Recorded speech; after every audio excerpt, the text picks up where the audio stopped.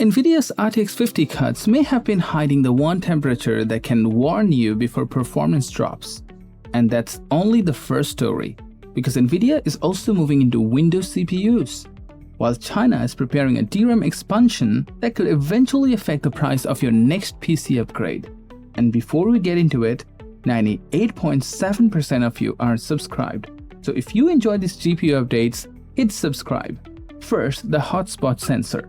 HW Monitor 1.65 now shows hotspot temperatures on GeForce RTX 50 series GPUs, and Hardware Info has added support as well.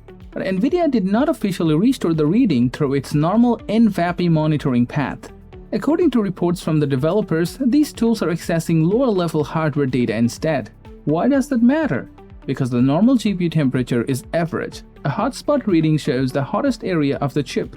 On one RTX 5070 Ti investigated by repair specialists, Windows showed roughly 68 degrees, while Nvidia's internal diagnostic tool exposed a 107-degree hotspot and thermal throttling caused by poor cooler contact. That changes the story. A graphics card can look healthy in normal monitoring software while one part of the GPU is hot enough to reduce clock speed. For RTX 50 owners, the advice is simple. Check both the average temperature and the hotspot under a repeatable gaming load. A moderate gap is normal, but a very large gap, loud fans, falling benchmark scores, or thermal limit warnings can point to a cooler or thermal paste problem.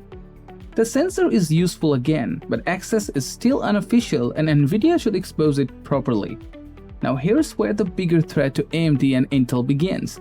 RTX Spark is official. Nvidia's new Windows on ARM platform combines up to a 20-core Grace CPU with a Blackwell RTX GPU offering up to 6144 CUDA cores, up to 128 GB of unified memory, and up to 1 petaflop of FP4 AI performance.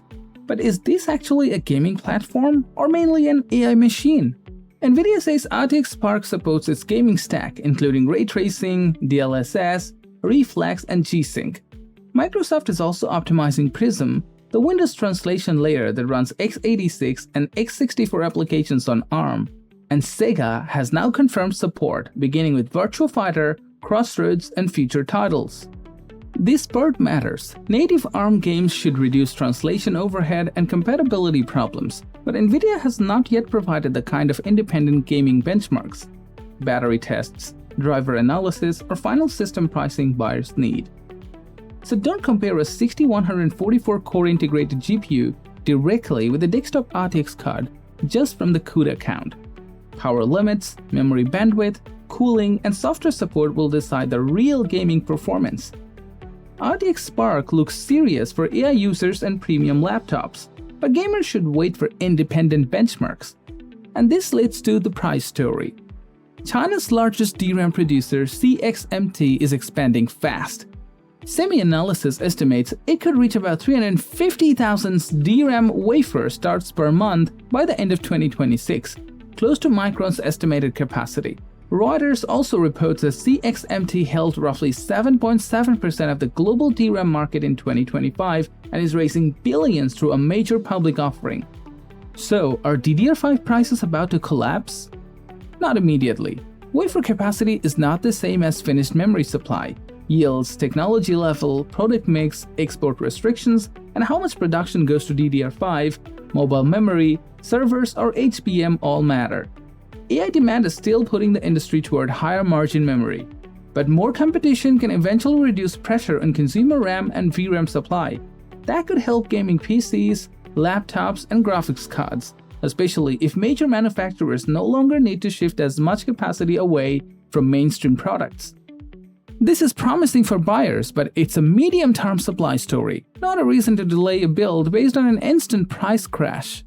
The final takeaway is clear. RTX 50 owners just gained a better way to detect hidden thermal problems.